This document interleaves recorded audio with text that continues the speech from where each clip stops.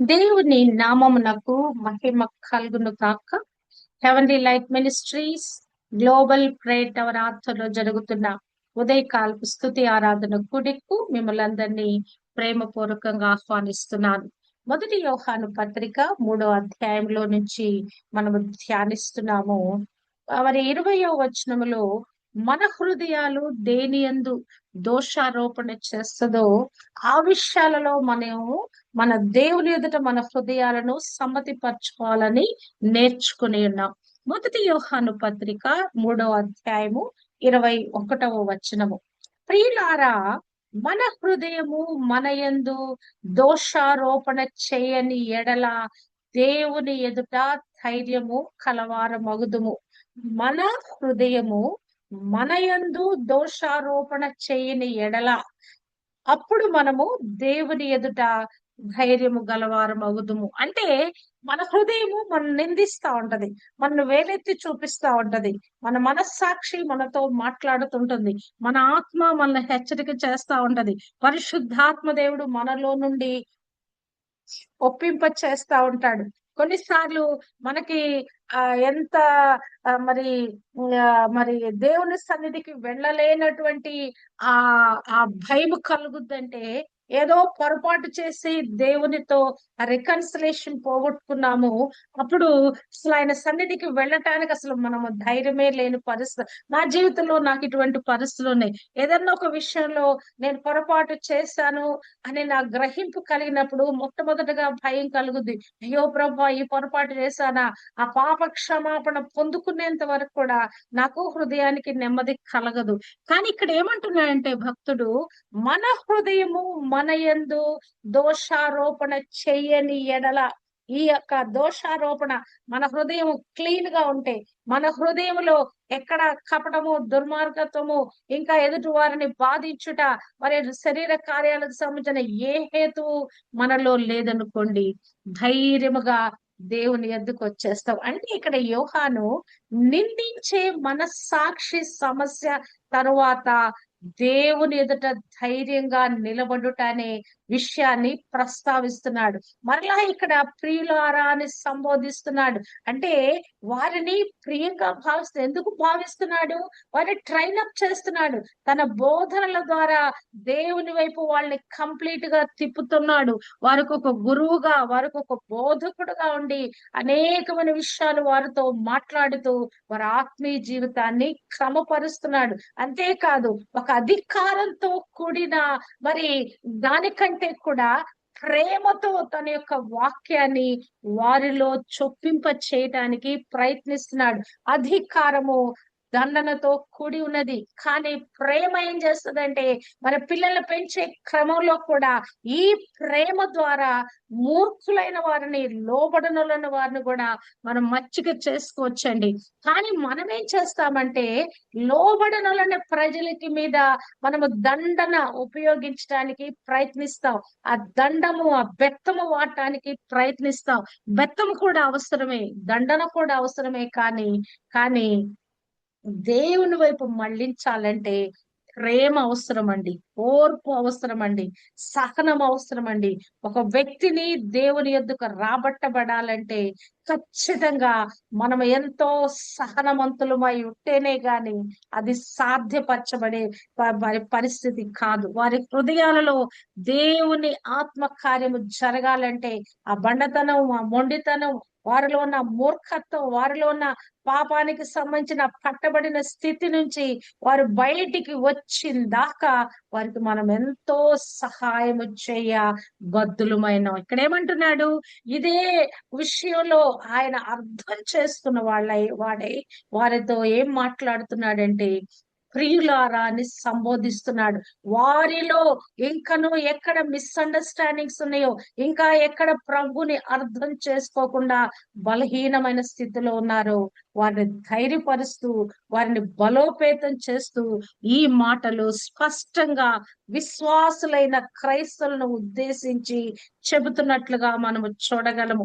మన హృదయము మన మన మీద దోషారోపణ చేయకపోతే, అంటే ఇప్పుడు యోహాను ఏం చెప్తున్నాడంటే, నిర్మమైన మనస్సాక్షి గల విశ్వాసి గురించి ఆయన ప్రస్తావిస్తున్నాడు. అంటే క్రీస్తులో నడిచే ఈ నడత కేవలం మాటతో, నాలుకతో, లేకుంటే ఒక కపట ప్రేమతో కాదు, కానీ లోపల మనస్సాక్షిలో నుంచి ప్రవర్తించే ప్రవర్తన విధానంగా మాట్లాడుతున్నాడు. అంటే దేవుని యొద్దకు మనం ధైర్యంగా ఎప్పుడు రాగలమంటే విశ్వాసి, లేకుంటే తోటి క్రైస్తవులను, లేకుంటే కుటుంబంలో ఉన్న సంబంధ బాంధవ్యాలలో ఉన్న ప్రతి ఒక్కరిని నిజాయితీగా ప్రేమిస్తాడు. వ్యక్తిగత సహవాసంలో ప్రభుని ముఖాముఖిగా కలుసుకోవటానికి ధైర్యం మనకి ఎలా కలుగుతుందంటే, ఈ యొక్క తోటి విశ్వాసులను నిజమైన ప్రేమతో మనం ప్రేమించినప్పుడు, వారితో కపటం లేకుండా మనం వ్యవహరించినప్పుడు, వారిని కించపరచకుండా మన వలె వారిని ఘనపరిచినప్పుడు మన లోపల ఒక ధైర్యం ఉంటదండి. ఎవరితోనైనా మనం గొడవ పడండి, ఎవరితోనైనా కొట్లాట పెట్టుకోండి, ఎవరితోనైనా అనవసరమైన సంభాషణ చేయండి, దేవుని యొద్దకు వెళ్ళటానికి వెంటనే మనకు మనసు కలుగుద్దా? మన మనసు దేవుని దగ్గరకు వెళ్ళటానికి సమ్మతిస్తుందా? అంటే ఈ ప్రేమ మరి ఎంతో మనం నింపబడే కొలది మన లోపల ఎదుటి వారి ఎడల మన దృక్పథం కూడా మారుద్దండి.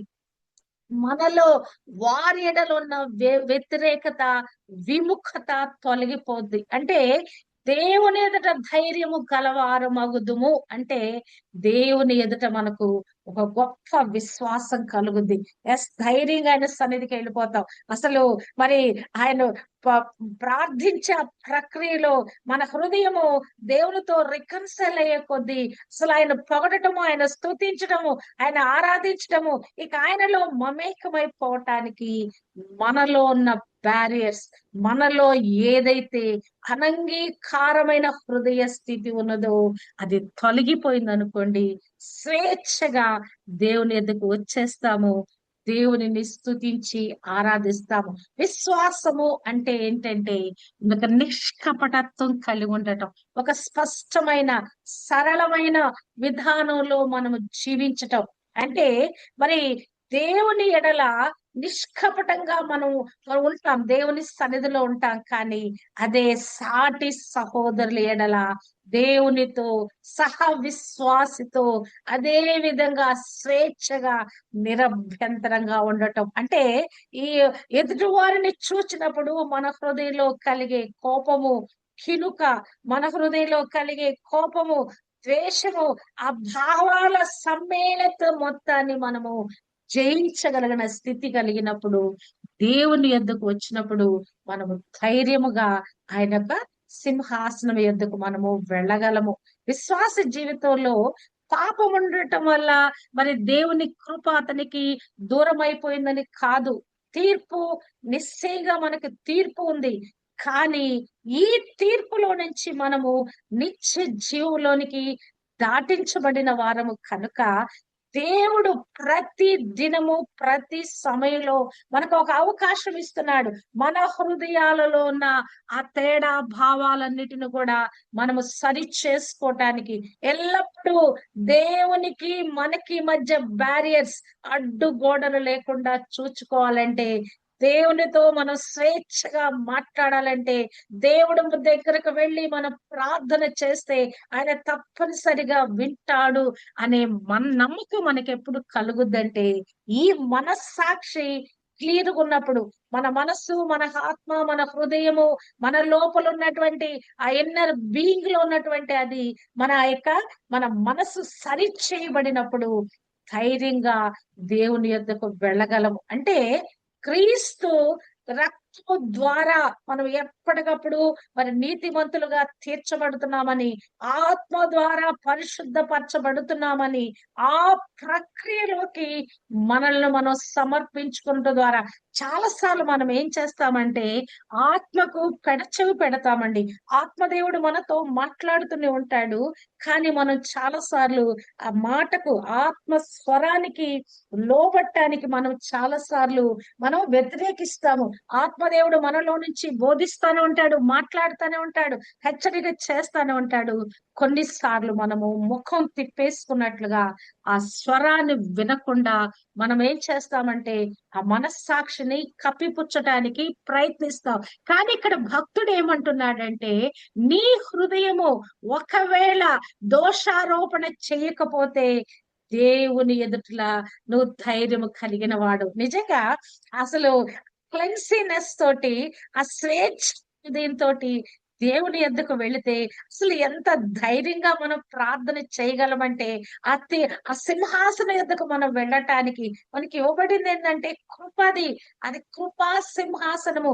ఆయన యొద్దకు మనకు వెళ్ళటానికి అసలు మనకి ఆ ద్వారము, ఆ మార్గము మనకి ఎంత సరళమైపోయిందంటే అది యేసు రక్తము, పాప క్షమాపణ ప్రార్థన, పరిశుద్ధాత్మ పరిధికి మనం లోపడి ఉండటం ద్వారా సింహాసనం ఎద్దుకు వచ్చినాక ఇక మనం ఇంకేం లేదండి, అయిపోయింది. పాపానికి సంబంధించిన హేతు అయిపోయింది. యేసు రక్తంలో కడగబడ్డాము. ఆత్మదేవుడు మనల్ని పరిశుద్ధపరిచాడు. ఇప్పుడు ధైర్యంగా ఒక గంట సేపు ప్రార్థన చేసినా కూడా మన లోపల నుంచి వచ్చే ప్రతి ప్రార్థన కూడా దేవుడు ఆలకిస్తున్నాడనే ఒక నిశ్చయిత మనలో కలుగుదండి. అందుకే మనం మొట్టమొదటిగా ఈ ప్రార్థనలో దేవుని సమీపించగానే మనము చేయవలసిన పని, మన ఆత్మీయ స్థితిని మనము ఒక్కసారి పరిశీలించుకోవాలి. ఎక్కడైనా దేవునికి నాకు మధ్య తేడా ఉందా? ఎక్కడైనా నేను తప్పిపోయిన స్థితి ఉందా?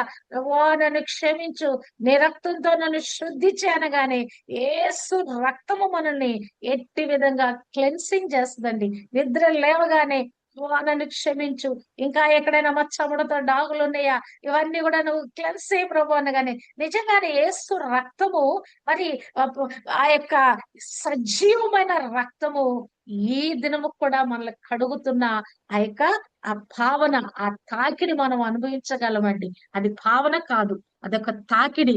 ఆత్మ దేవుడు మనలో జరిగించే ఆ ప్రక్రియ కూడా మనము చూడగలము. నిజంగా ఇది ఎంతో సున్నితంగా మనము భావించినప్పుడు, అంతరంగంలోకి వెళ్ళి మనం చూచుకున్నప్పుడు మాత్రమే ఈ విషయాలు మనకు గోచరమవుతాయి. ఒక నిరపరాధ స్థితి, ఒక నిష్కళంకమైన స్థితి, అపరాధ భావం లేని స్థితి మనకు కలగాలంటే ఈ లోతైన అనుభవంలోకి మనం వెళుతూ ఉండాలి. భక్తిగా మనం జీవిస్తాం, భక్తితో మనం ప్రార్థనలు చేస్తాం. భక్తి వేరు, అంతరంగపు శుద్ధి వేరు. భక్తి వేరు, అంతరంగంలో మనలో జరిగే ఆ ప్రక్రియ వేరు. మన హృదయము మన మీద దోషారోపణ చేయని ఎడల ఈ స్థితి మనము కలిగి ఉండాలని మరి దేవుడు మనతో ఈ మాటలు మాట్లాడుతున్నాడు. అంటే మనకు దేవుని ఎద్దకు వెళ్ళటానికి ధైర్యము ఎలా మనకు కలిగింది? అది భావాల మనం భావించే భావన ద్వారా రాదండి. ఈ భావోద్వేగాలు జారిపోతా ఉంటాయి, వాటిని పట్టుకోవటం కష్టం. ఇవన్నీ గాలిలాగా అస్థిరంగా ఉంటాయి. అప్పటికప్పుడు ఒక భావ వేషం వచ్చిందంటే అది దేని బట్టి వస్తుంది? ఒక పరిస్థితిపై ఆధారపడి వస్తుంది. కానీ ఎప్పుడైతే దేవుని వాక్యముతో, ఆ విశ్వాసముతో, వాక్యంపై విశ్వాసంతో మన అడుగులు వేస్తే మనము ఒక గొప్ప ధైర్యాన్ని పొందుకుంటాము. అంటే దేవుని పట్ల విశ్వాసంతో వ్యవహరించే విశ్వాసి ఆయనను ధైర్యంతో సమీపిస్తాడంటే ఎలాగున మనకి ధైర్యం కలుగుతుందంటే ఆయన యందలి విశ్వాసము చేత మాత్రమే. ఎప్పుడైతే ప్రభును నమ్ముతున్నామో నిజంగా అసలు మనం రక్షింపబడిన అసలు ఆ మాట జ్ఞాపకం చేసుకుంటే రోమీయులకు రాసిన పత్రిక 10వ అధ్యాయము 9లో రాయబడిన మాట, ఒకడు మరి ఆ హృదయమందు మరి విశ్వసిస్తాడు, నోటితో ఒప్పుకుంటాడు. అసలు ఏమని విశ్వసిస్తున్నాడు? క్రీస్తుని దేవుడు మృతులలో నుండి లేపాడు అనే మాటను విశ్వసించుట ద్వారా కేవలము ప్రభువు పునరుద్ధానుడయ్యాడు, మృతి గెలిచి లేచాడు అనే మాటను విశ్వసించి యేసు క్రీస్తు నా జీవితానికి ప్రభు అని మనం ఎప్పుడు ఒప్పుకుంటున్నామో అప్పుడు ఏమవుతుందంటే మన లోపల ఆ విశ్వాసపు ప్రక్రియ జరుగుతుందండి. ఆ విశ్వాసము చేత మనకు ఒక గొప్ప ధైర్యం వస్తా ఉన్నది. వెంటనే మన ఆత్మలలో ఒక నూతన కార్యం జరుగుతుంది. ఆ ప్రభుత్వానికి, ఆధిపత్యానికి ఆయన నా ప్రభు అని మనం ఒప్పుకొనటం ద్వారా ఏమవుతుందో తెలుసా? మనలో ఉన్న సమస్తము కూడా మరి ఆ బలహీనతలన్నీ తొలగిపోతాయి. ఆయన ప్రభు ఇప్పుడు ఎక్కడికి వచ్చాము? ఆయన ఆధిపత్యం కిందకు వచ్చాం. ఆయన ప్రభుత్వానికి ఎందుకు వచ్చాం అంటే, ఆయన ఏదైతే ఆజ్ఞలు జారీ చేస్తాడో, ఆయన ఏమై ఉన్నాడో అది మన మీదకి ఇంపార్ట్ చేసినప్పుడు మనము అట్టి విధంగా ఒక విశ్వాసము, ఒక ధైర్యాన్ని పొందుకుంటాం. ఇప్పుడు ప్రభుత్వం ఉంది, ఒక ఆజ్ఞ జారీ చేసింది అంటే భారతీయ పౌరులుగా మనమందరం ఆ చట్టానికి మనం లోబడాల్సిందే కదా. అదే విధంగా అంటే ప్రభుత్వం ఇప్పుడు ఒకటి ఎలక్షన్స్ అనే ఒక ప్రక్రియ మొదలుపెట్టి ఆ యొక్క మనందరూ కూడా నమోదు చేసుకోమని, ఆ లిస్ట్ లో మీ పేర్లు ఉండాలని చెప్తే మనమందరం కూడా దాని ప్రకారంగా చేయటానికి మనము ప్రయత్నిస్తున్నాం. అంటే ఒక ప్రభుత్వము ఒక ఆజ్ఞ జారీ చేసింది. ఆ ఆజ్ఞను మనం పాటించడానికి మనం ప్రయత్నిస్తున్నాం.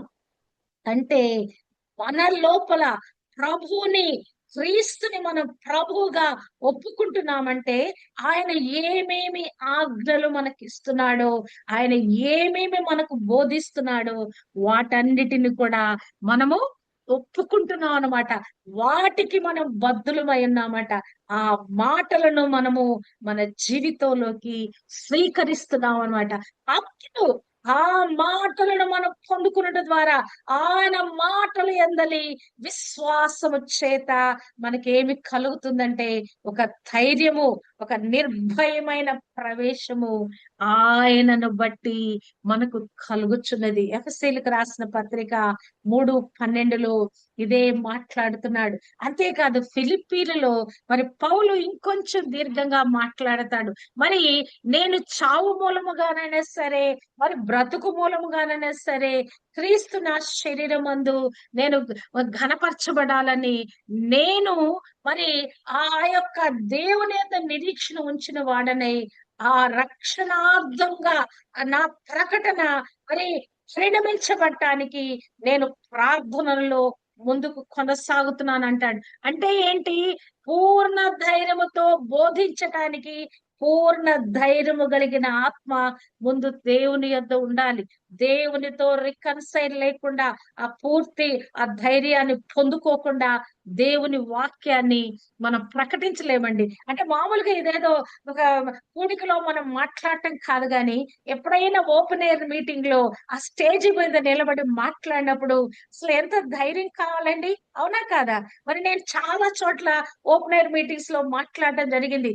అంతమంది సమూహం ముందు మనం ధైర్యం కలిగి నిలబడాలంటే అసలు ఎంత దేవుని యొద్ద మనకు ధైర్యము కలిగిన ఆ కృప మనం పొందుకుంటే తప్ప క్రీస్తుకు సాక్షులుగా ఆ ప్రజల ఎదుట మనం నిలబడలేమండి. అంటే దేవుడు దగ్గర మనకి ఈ రికన్సిలియేషన్, ఆయన యొద్ద ఈ మన సాక్షి దోషారోపణ చేయని స్థితి ఉంటే ఎక్కడికైనా వెళ్ళి మనము ధైర్యముగా నిలబడి ఆయన సువార్తను మనం ప్రకటించగలం కదా.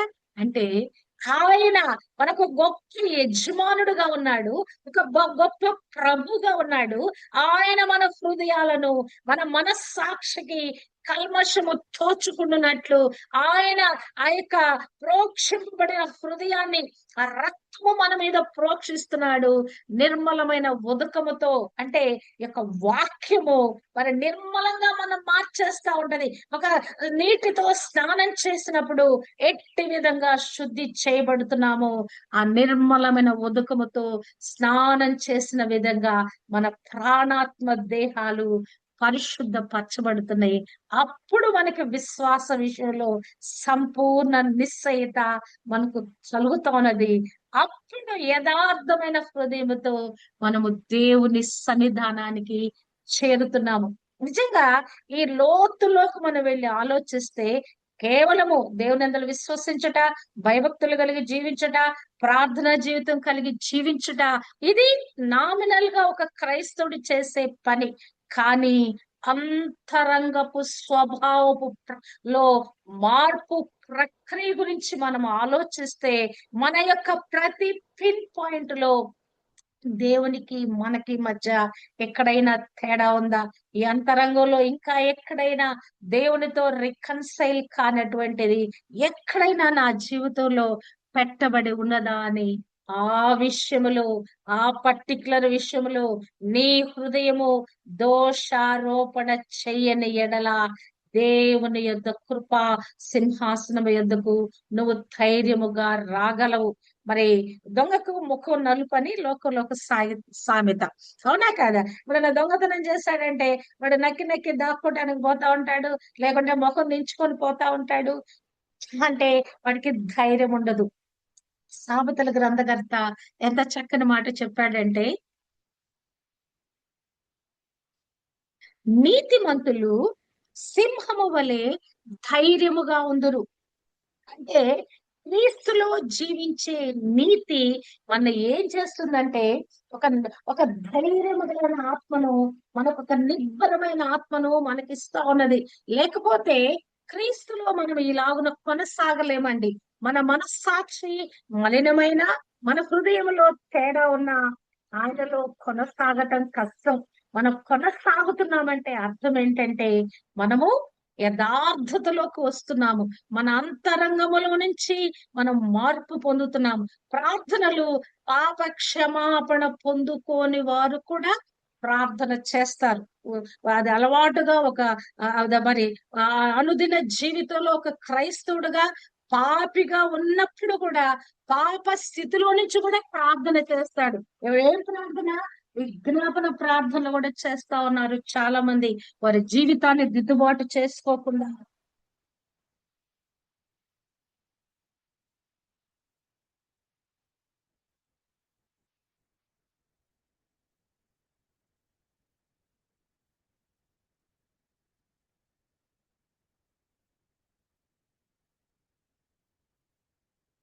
నటిస్తూ మరి విజ్ఞాపన ప్రార్థనలు చేసే వాళ్ళు కూడా చాలా మంది ఉన్నారు.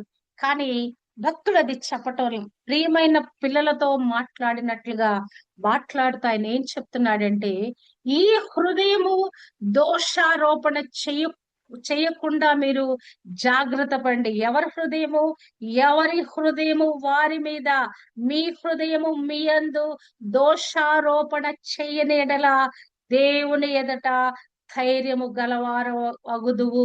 ధైర్యము గలవాడివిగా నువ్వు దేవుని ఎదుటకు నువ్వు వెళ్ళాలంటే, నీ హృదయములో ఏది ఆక్షేపిస్తుందో ఈ ఆక్షేపణలన్నిటిని కూడా నువ్వు సరి చేసుకోవాలి, ఒప్పుకోవాలి.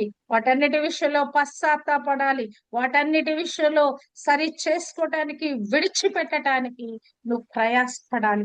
చాలా బలహీనతలు మనలో ఈజీగా వెళ్ళిపోవండి. నేను చాలా ప్రాక్టికల్స్ చేశాను ఈ విషయంలో. మనకు కొన్ని అలవాట్లు, కొన్ని బలహీనతలు, కొద్దిమంది మీద కోపాలు, ద్వేషాలు, ఆయాసాలు, ఇవన్నీ వెంటనే మనం విడిచిపెట్టి వెళ్ళిపోవు. వీటిని మనం ఏం చేయాలి? సాధించాలి, సాధన చేయాలి.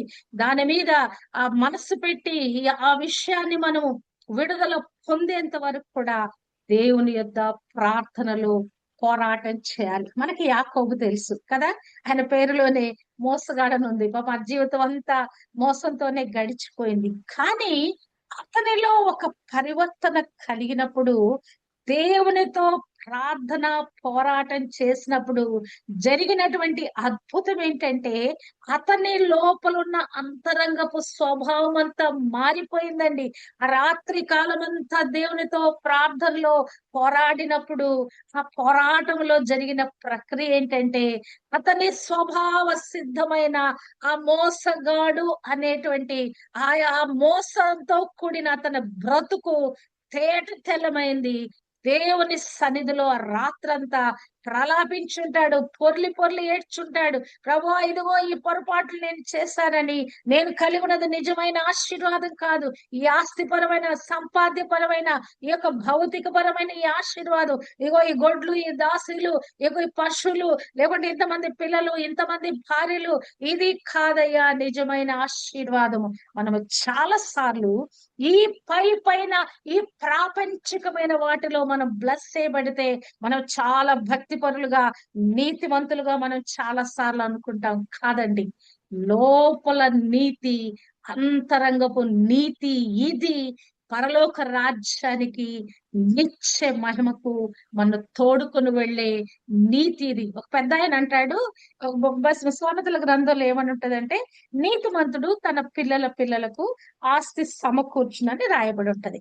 ఆయన ఎంత చెడ్డవాడంటే, ఎంత పిసినారు వాడంటే మా బంధువు, ఆయన నీతిమంతుడుగా తను తాను పరిగణించుకుంటూ తను సమకూర్చిన ఆస్తిని బట్టి గర్వపడుతూ ఆ మాటలు మాట్లాడుతున్నాడు. కానీ ఆయన లోపల నీతి అనేది కొంచెం లేశం మాత్రం కూడా లేదు.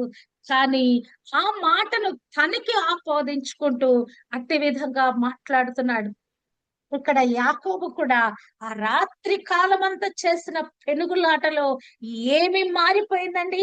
అతని మనస్సాక్షి ఏదైతే గర్దిస్తా ఉన్నదో, ఏదైతే బయలుపరుస్తా ఉన్నదో, ఏదైతే పొరపాటుని చెప్తా ఉందో, ఆ రాత్రి కాలమంతా కూడా ప్రార్థనలో దేవునితో పోరాడి కన్ఫెస్ చేసి ప్రభువా, ఇక్కడ నేను పొరపాటు చేస్తాను, నాన్న యొక్క జ్యేష్ఠత్వం నేను తీసేసుకున్నాను, లాభాల దగ్గర కూడా రకరకాల జిమ్మిక్కులు చేశానయ్యా, అదిగో అది చెవులు పెట్టాను, ఇదిగో ఇటు విధంగా చారలు కలిగిన వాటిని పొందుకున్నాను. ఇంకా ఆయన ఏమేమి చేశాడో అవన్నీ కూడా దినము దేవునితో రికన్సైల్ అయ్యాడు. ఏదేది ఆయన మీద దోషారోపణ చేస్తుందో వాటన్నిటిని కూడా ఆయన తన లోపల అంతరంగములో నుండి పరిశీలించుకొని ఆ రాత్రి కాలము దేవునితో ప్రార్థనలో పోరాడాడు. అయ్యా, ఈ పాపపు స్థితిలో, ఈ మోసపు స్థితిలో నేను నిజమైన ఆశీర్వాదం పొందుకున్న వానిగా లేనయ్యా, నాకు నీ ఆశీర్వాదం కావాలి, నీ యొక్క నిజమైన ఆశీర్వాదం నాకు కావాలని అతను అక్కడ ప్రార్థనలో పోరాడాడు. ధైర్యముగా దేవుని యొద్ద ఆశీర్వాదాలు పొందుకోవటానికి తన హృదయ నిజ స్థితిని ఆయన ఒప్పుకుంటూ ఆ నిందించే ఆ మనస్సాక్షి నుంచి బయటపడటానికి ఒక్కొక్కటి ఆ పొరలుగా నిండిపోయిన తన ఆత్మీయ జీవితపు హృదయ స్థితిని ఒక్కొక్కటే మరి వదిలిపెట్టేస్తా ఉన్నాడు. ఒక్కొక్కటి ఒప్పుకుంటున్నాడు, ఒక్కొక్కటి మరి ఆయన మరి దాన్ని విసర్జిస్తూ వచ్చాడు. అప్పుడు నిజమైన ఆశీర్వాదము మరి ఆయన మీద నిలిచింది. నీవు ఇశ్రాయేలు అని ప్రభు అక్కడ డిక్లేర్ చేసినట్టుగా మనం చూడగలము కదా. అంటే ఈ నిందించే మనస్సాక్షి కలిగి ఉంటే దేవుని యొద్ద మన ప్రార్థనలు అంగీకరించబడవండి. అసలు దేవుని యొద్దకే మనము ధైర్యంగా వెళ్ళలేము. నా మట్టుకు నేను వెళ్ళలేను, ఒకరి సంగతి నేను చెప్పలేను, కానీ నా లోపల ఏదైనా ఆత్మలో ఏదైనా తేడా ఉందంటే మాత్రం ఖచ్చితంగా దేవుని యొద్దకు నేను వెళ్ళలేను. దేవుని యొద్దకు మనం వెళ్ళాలంటే మనకి ఆ కృప ఉంది. ఈ కృప ద్వారా కనికరింపబడి ఆయన కృపా సింహాసనం ఎద్దుకు చేరుతున్నాం. నా ప్రతి ఉదయకాల ప్రతి ప్రార్థనలో కూడా ప్రభువా, అయ్యా నీ కృపా సింహాసనం ఎద్దుకు వస్తున్నానని నేను ఎలా చెప్పగలుగుతున్నానంటే ఆ కృప ద్వారా నా అంతరంగములో కలిగిన మార్పును బట్టి, నా లోపల కలిగిన ఆ నీతి ప్రక్రియను బట్టి, నా మనస్సాక్షిలో ఉన్న ఈ దోషారోపణ అంతా యేసు రక్తములో ఆత్మ ద్వారా తుడిచి వేయటాన్ని బట్టి ఈ యొక్క మాటను నేను నిరంతరం కూడా ఈ మాటను నా ప్రార్థనలో చెప్తాను. హెబ్రీయులకు రాసిన పత్రిక 4వ అధ్యాయము 16వ వచనంలో రాయబడినట్లుగా, కనుక మనము కనికరింపబడి సమయోచితమైన సహాయము కొరకు కృప పొందునట్లు ధైర్యముతో కృపాసనమునొద్దకు చేరుదుము. ఆయన వద్దకు రాగలిగిన మన ధైర్యం ఏంటంటే ఆయన దగ్గర మనకి ఆ కనికరింపబడ్డ మనము మన యొక్క ఈ యొక్క పాపపు స్థితి అంతా పరిహరించబడటానికి కనికరింపబడిన వారమై మన సాక్షితో సహా మన హృదయము శుద్ధి చేయబడినదై దోషారోపణ అన్ని కూడా తొలగిపోయినవై ఈ దినము నిర్మలమైన మనస్సాక్షి కలిగిన వారమై ఆయన యొక్క కృప పొందుకోవటానికి, మనం చేసే ప్రతి ప్రార్థన యొక్క జవాబు పొందుకోవటానికి ధైర్యముతో కృపాసనము యొద్దకు చేరుదుము. హల్లెలూయా. అట్టి విధంగా మంచి మనస్సాక్షి కలిగిన వారమై మరి స్వనీతి స్వభావంలో నుంచి మనం నీతిమంతులమని, భక్తిపరులమని, మనకు మనమే స్వనీతి స్వభావంలో నుంచి దేవుని ఆత్మ తాకిడికి లోబడిన వారమై పరిశుద్ధాత్మ దేవుడు మనం ఒప్పింప చేస్తుంటుండగా ప్రతి దానిని ఒప్పుకొని క్రీస్తులో మనము నూతన పరచబడిన వారమై మరి దోషారోపణ ఉన్న హృదయ స్థితి నుంచి దోషారోపణ లేని ఆ హృదయ స్థితికి వచ్చి ఆ కృపాసనాన్ని యొద్దకు ధైర్యంగా మనము వెళ్ళుదుము గాక, విశ్వాసముతో వెళ్ళుదుము గాక, ప్రార్థించుదుము గాక. ప్రతి ప్రార్థనకు జవాబు దేవుడు మనకు అనుగ్రహింప చేయను గాక. అట్టి కృప దేవుడు మనందరికీ అనుగ్రహించును గాక. దేవునికే మహిమ కలుగును గాక. ఆమేన్.